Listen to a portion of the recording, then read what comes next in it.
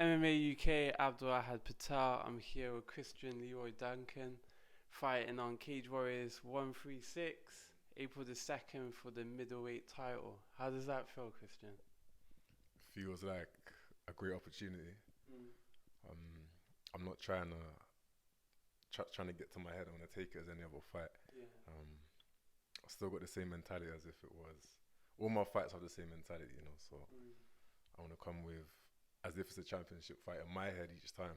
Yeah. So this is to me is another fight, um, just as important as the others. But I know this one could again propel me forward even more. And with the fight that it is, it's going to be a great test of skills once again. So you're competing at the BEC Arena in Manchester. Great venue. I'm guessing it's heading towards selling out because when I bought my tickets the other day, there wasn't much on left. So that's going to look like a massive show. You've got a huge undercard. Um, this is your first headline as well. Yeah. So talk to me about that. Yeah. See, I haven't thought of it like that. I haven't thought of it like that. But I've seen they've announced some fights on the website, and I've seen there's some big fights on there. Yeah. So I won't be surprised if, like you said, it would sell out. Yeah. There's some great fights on there all the way through the card. Mm. But with myself headlining again, I just take it as it's another opportunity. It's another, just have to take it on my stride, But again, those things I don't think about. I didn't even realize until you said, Yeah. So I just take it as preparing for the fight. That's my main focus at the moment, anyway. Yeah. Maybe after I look back and be like, Yeah. okay, like these are the kind of things I look at after. But now I just stick with the training, with the fight. Because I guess you're quite level-headed in the sense of like, as a martial artist, you think about the fight opposed to the buzz around it. But coming up through things like you competed on like Pain Pit was one of your first bouts, and then you went over to Cage Warriors. You did IMAF, and those are like big promotions. And obviously now you're competing as a professional in Cage Warriors, and now you're headlining for a title.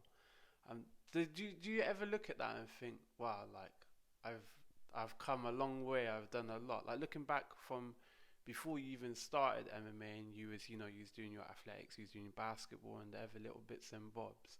Looking back now, do you ever look at that and think, actually, wow, this is like a milestone?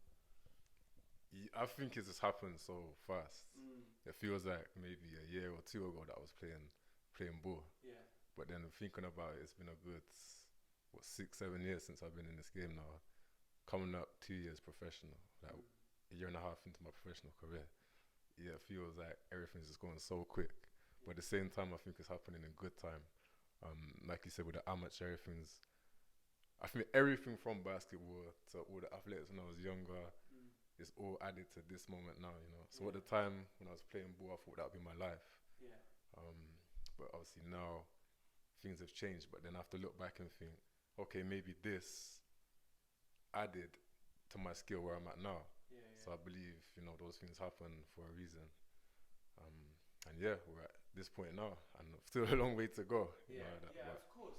And I guess it's like one of those things where, I think you're very level-headed, like I said, and I think you're very humble in your approaches. That I don't think you overlook something, but it's more so that like you concentrate on the most important thing about that event or situation. So you don't kind of let the buzz or the noise or the hype get involved, which is great because obviously that's what you want to focus on. But I know everyone a part of your team and everyone around you, like your coaches, your training partners, etc., are like obviously very excited for you. You're doing very well. Like you said, you've only been in for 7 years. Did you say? Yeah, around 7 years, and like four as amateur, and like and 3 and a bit as a pro.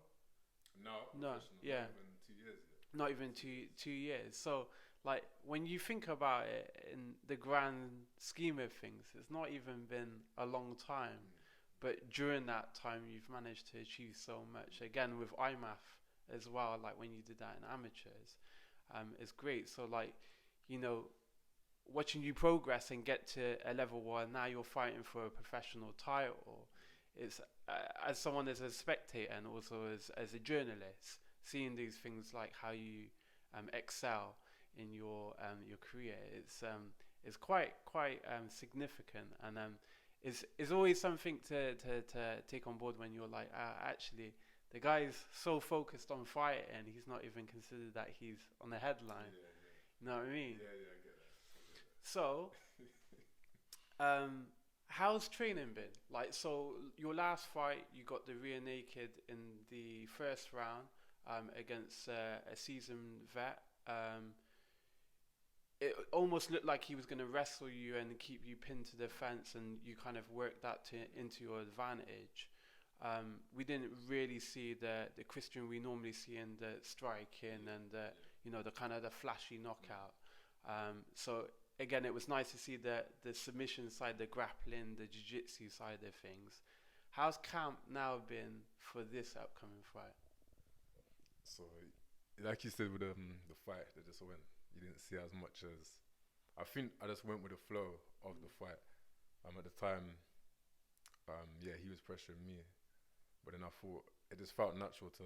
Obviously, the way you see me in the cage for 5 minutes, if it goes for the 4-3 rounds, and you see me for 15.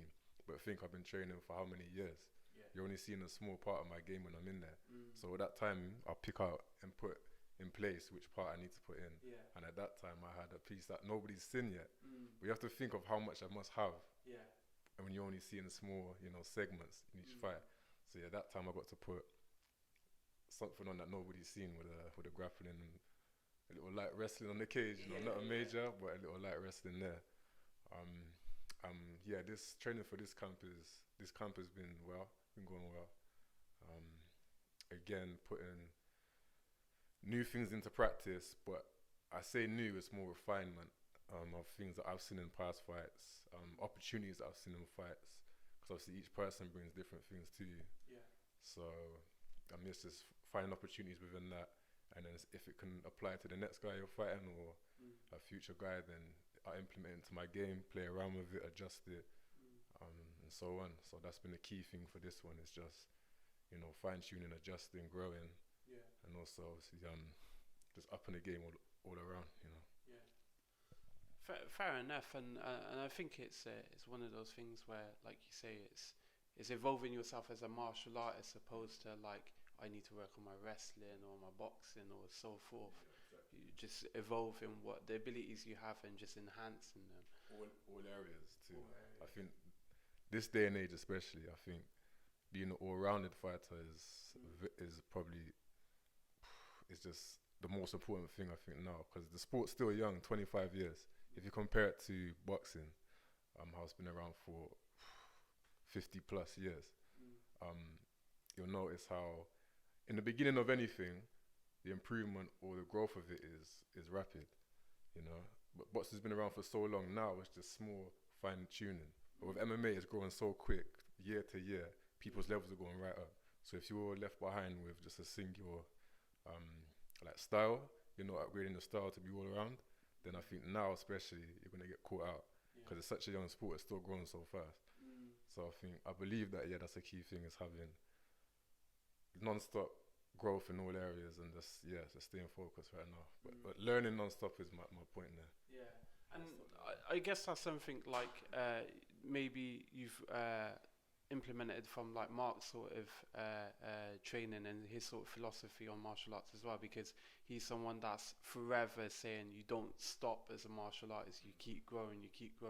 Yeah, definitely. That's one of the things he said when I first come into the gym. He said you can never stop learning, and he's been in the game for 30 plus years, and he still finds new things. And he'd be like, he wants to try something out and see how it works, or he sees something in the UFC, and it'd be like, we was doing this, say, 10, 15 years ago, but only now you're seeing it in the UFC. Or it's become common knowledge, Maybe people are doing it, but now it's become common knowledge. Or say there's a problem that's been found out on like a big platform like UFC. Then he will find a way to, negate it or counter it in the gym. But still, it's always learning, the cogs are always turning. Never get stuck in your way. And that's key. And that's something that he's taught all of us at the gym. Which is fair because it's like Mark's a wealth of knowledge, and clearly it's rubbing off on you and the other fighters in the gym. So you're fighting Jati Milan on April the 2nd. Again, he's undefeated. He's 8-0. I believe so. 8-0, and you're 5-0. So, and the promotional sort of caption, if you like, is someone's always got to go, right? So, and I think for you, like we spoke about this in previous interviews, you said, you don't fear a loss because only you learn, you don't lose. And that's something a lot of martial artists take on, etc. But it's the pros. Obviously, you've got goals you want to achieve, you've got places you want to be, and you've got plans ahead. Going up against Jati Milan, undefeated, good professional. He's fought across the country. He's made his way to Cage Warriors. He's captured the title from Bonner. Like, what's your thoughts? How do you? Firstly, what did you think of that fight? I think he done what he needed to do to get a win, and a clean win. Obviously his strengths, he played to his strengths and exploited Bonner's weaknesses, and then that gave him the victory in that fight there. And I know he's experienced, even though he hasn't been on the scene as much recently. I know in his past, I think he's been around from like 2014, 15, professional. So even though he's not been around, he's still obviously been training, and he's had the professional experience from early. So even though he's not trained, he's not on the scene, hasn't been on the scene, he's still back, training, getting his work in. So I can't take anybody lightly, but yeah, I feel like we've done what we need to do to prepare, With Jati, then, he clearly used his wrestling to his abilities in the Bonner fight, which obviously worked very well to his favour. And I guess if you like the fan base that aren't regular watchers of MMA or don't know much about you, only seen you as a professional on the Cage Warriors and they've seen all the flashy knockouts and stuff. Well, I guess what most people would worry watching you against him would be a nightmare of a matchup because he's heavily a wrestler and you're looked upon as more of a striker. But as you mentioned before, like you only see snippets in each fight. And I guess, and I don't suppose you're going to say to me, no, actually, that would be a problem. But what's your thoughts on his wrestling opposed to like your abilities? Yeah, he's a strong wrestler, strong grappler, experienced, like you said. As you said, like if you're looking from the outside in, you might see it as striker versus grappler. But as I was mentioning to you, you can't be this one-dimensional fighter. And I've always been training to not be that. I come into MMA. I didn't come into kickboxing. I didn't come into, like taekwondo or jiu-jitsu. I came into MMA. So when I first started this, it was straight MMA. With the classes, the MMA classes, you have your kickboxing, wrestling, jiu-jitsu, grappling, so on and so forth. But it's MMA. I got a lot to skills to put on display, but like I said, they've had to pick out certain ones for the occasion.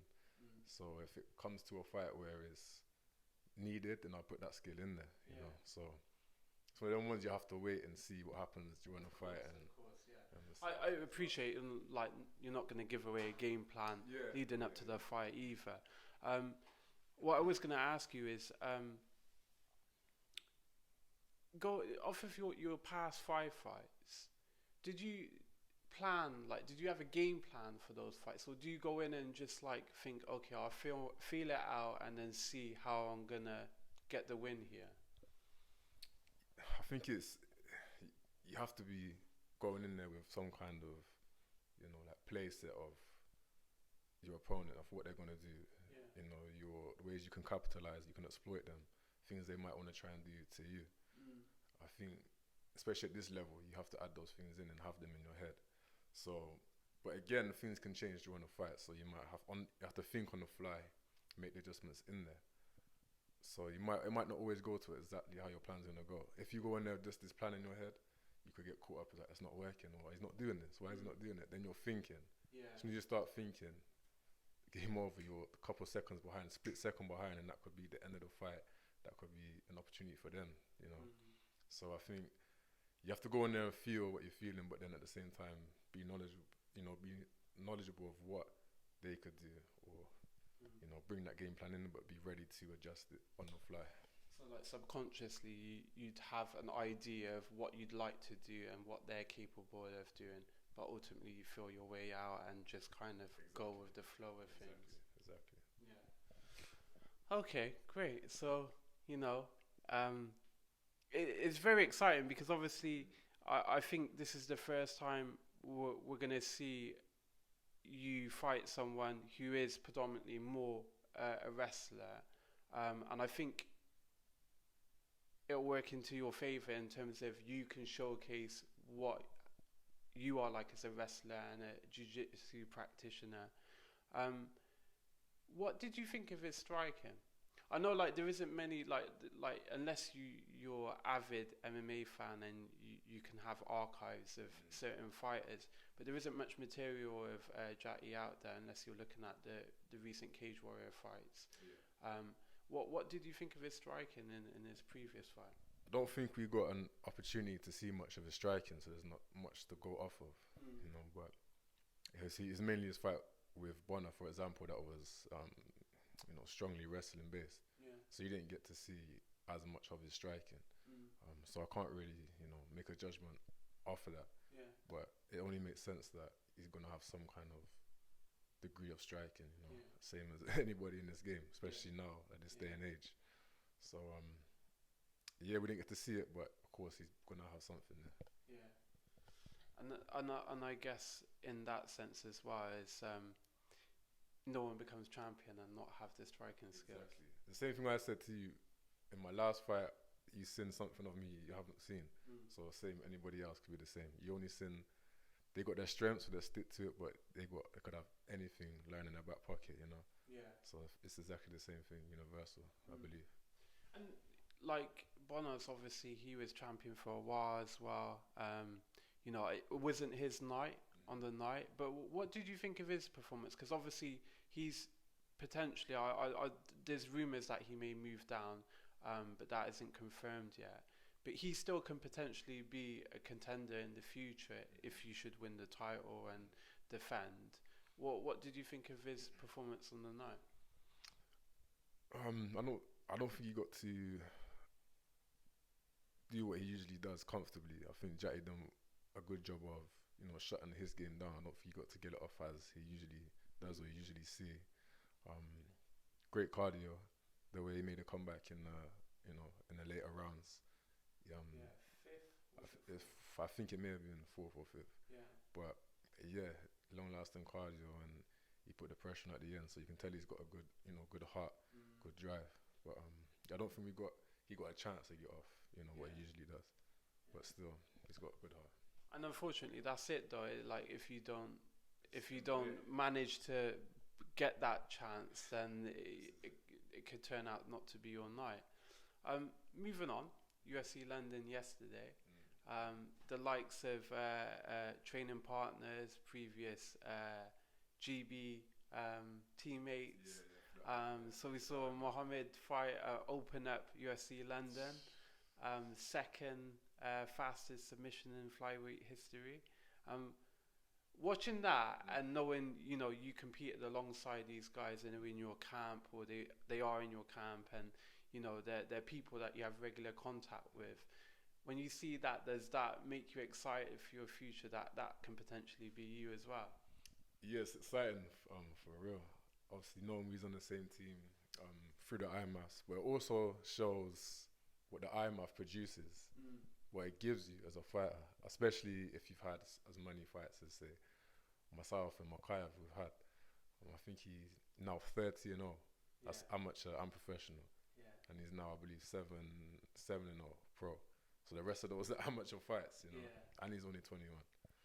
So it shows what that experience beforehand can do. This is what I was saying with boxing. Boxers don't have 5 fights and go pro. they can have up to 50 plus amateur fights. And I think now, the way MMA is growing, you need to have that kind of mindset where you need to get the amateur experience beforehand, instead of learning on the pro scene, because you might learn the hard way, you know. So I think that's a key thing, and the IMAF shows that producing these kind of fighters now in the UFC, like Makai making his debut and doing what he did. So man, I'm sure there's gonna be a lot more to follow. Yeah, for real. And then the likes of Jack Shaw, like, you know, he's what now, 17 and 0, 18 and 0, 16 and 0, and like, I think there's a common misconception that British fighters can't wrestle, but you go and fight the Welsh boys and try and out wrestle them is a different story. Is a different story. Even the likes of Brett Johns, these guys are like have such a solid wrestling background. What did you make of his performance last night? Man, what didn't you make of his performance? Controlled it well, adjusted where he needs to adjust. That knockdown that he got, I thought was going to be over there. I think he knocked him down, caught him twice, clean. So props to the guy that took them hits there. He took them licks well. But man, he performed how I would expect him to perform, and you can see still that he's growing at this high level as well. And I think I may have been his 5th fight, I believe, in the UFC, maybe 4th. But it's still early in the UFC, but I think he's definitely cemented his place to get into the rankings now. Especially that guy there was, a well-known experience. So I think he's now proving to people, the skills that we know that he's got. I'm looking forward to seeing how he does in the future. Same as all the UK guys, to be fair. I think this show put UK on the map for true. Definitely put UK on the map. And it's brilliant to see, because obviously, you're seeing all these British fighters, and the majority of them all got the win. I think there was 1 or 2 that unfortunately took the loss, but they won in big ways, like submissions, knockouts. Aspinall, he got the straight arm lock. Which is something especially in heavyweight, you rarely see it anyway. But in heavyweight, it's like, wow. But then it shows the power that they got at heavyweight, man. So when you can do that kind of finish, you have to be strong and powerful for that. So heavyweights are serious. And basically what I'm getting at is that the UK MMA scene is really blooming, and it's anyone that don't know about the UK. And even outside of the UFC, like the likes of Cage Warriors, and you've got other shows such as Golden Ticket Fight Promotions, the people that are coming through these shows, and they're so technical and so gifted as fighters and very well rounded. Even the Cage Warriors Academy, you've got double champions coming out of there now as well. And like you said, to do with the amateurs, I think it is very key that people listening to this or watching this really invest in that time as an amateur and look to progress in the IMAF. IMAF is the platform for amateur, 100%. You're going to be against the top people in the world, especially. I know the other federations, so the other countries, their teams, they have a system where they filter out a lot of their fighters, so they have tournaments or rankings, and those guys out of thousands of fighters, hundreds or thousands of fighters, so they're going to pick out the top guys on there. So you're going there and you're fighting these guys that have been handpicked out of all of these other guys in their region, so you're fighting the top of the top. They're the best. So if you do well in there, you know that you're learning well, you're going to get that experience, which these guys potentially will then later be headed towards the UFC, So you're going to meet them regardless, if that's where you want to go, you're going to meet them there, whether you do it early in IMAF, so you got that experience, or if you do it later without it, you might again learn the hard way. But I think IMAF is vital for any amateur in MMA right now. And so with that as well, so I know we speak a lot about the IMAF because you're a product of it, as well as the likes of Jack Shaw, Muhammad, and there's various other people that we haven't mentioned, but the list goes on. With that, then, going forward, you're now fighting for the title April the 2nd. It's still the first quarter of the year. It's still quite early. If it permits, and you're successful and injury free, is there do you like to? How many more times are you looking to fight the rest of the year? This year, many as possible. To be fair, as many as that makes realistic sense. I think last year was 3. It would have been 4. But, I fell ill before one of the last fights, so it would have been 4. But we're seeing it depends how the year goes out with the scheduling of the events. But yeah, 3, 4, depending on how things work out. I'm happy as many as possible. Yeah, and I guess that's a decision down to Graham and his team over at Cage Warriors. But again, that's going to be another obstacle for you if you become champion. It's obviously fitting it in.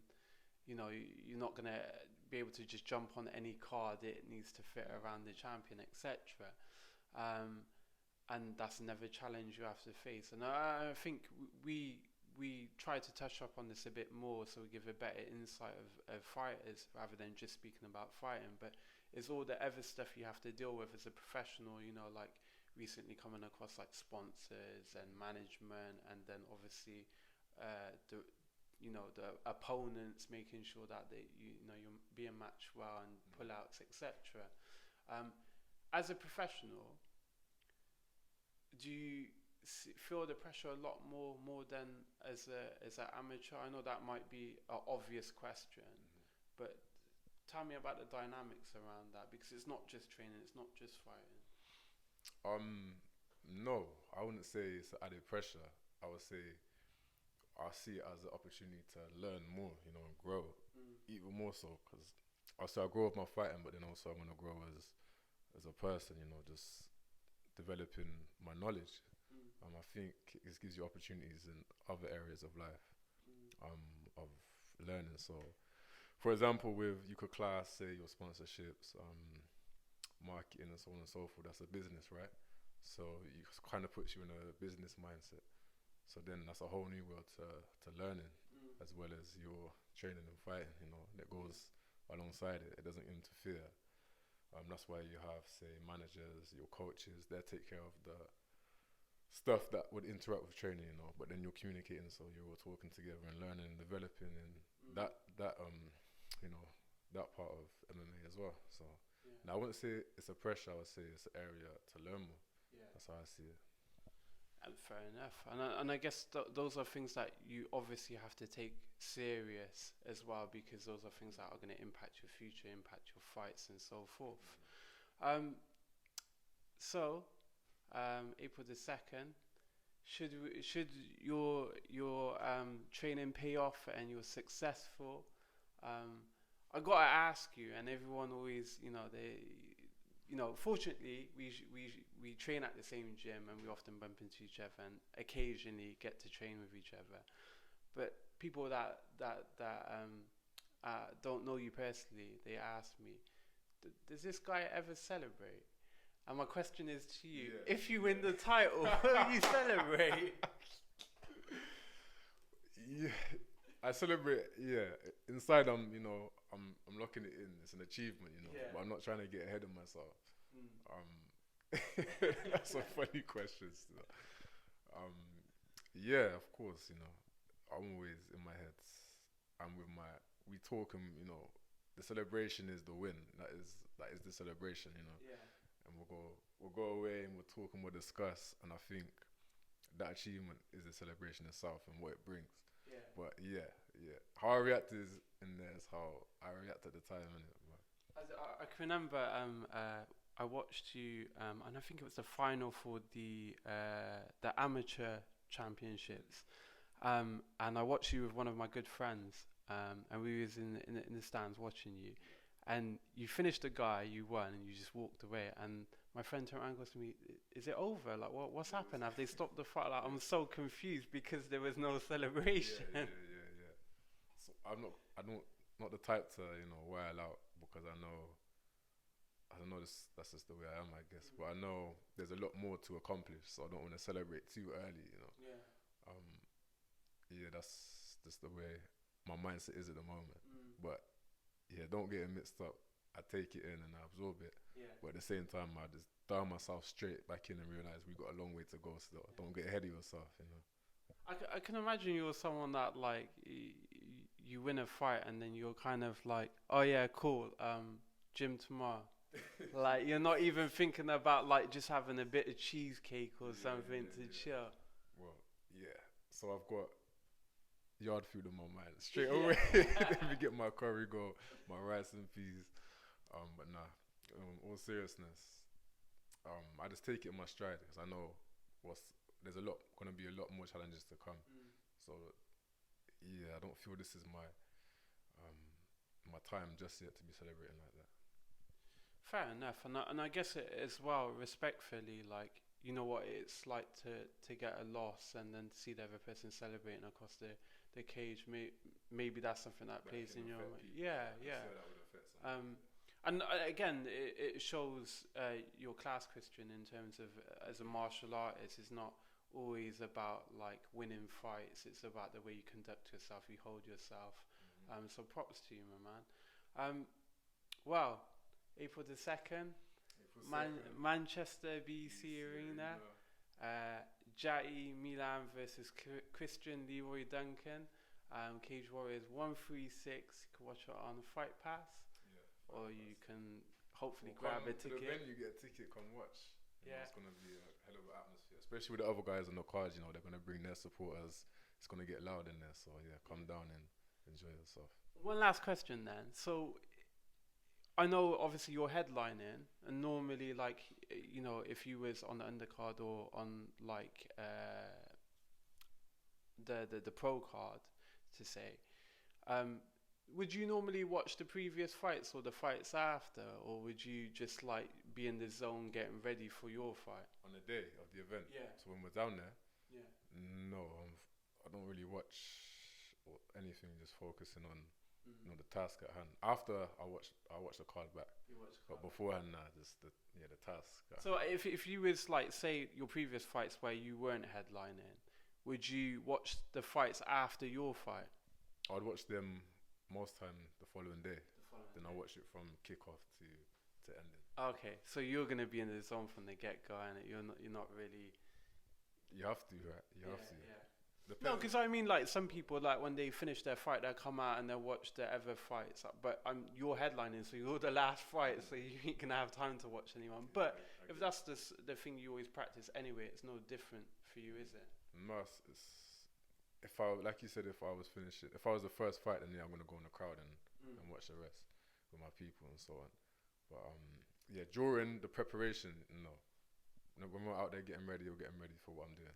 Yeah. You know, then after that, then yeah, okay, I can look at what's going on. Yeah. Okay, my man. Well, it's been a pleasure interviewing once again, and you know, you sharing some really crucial information for upcoming fighters as well as pros that are finding their feet. I would honestly wish you all the best. I know it's going to be fireworks from the get-go. And I'm excited to see you showcase a lot more talent that we haven't already seen. So all the best. Hopefully you both go in healthy and you both come out healthy.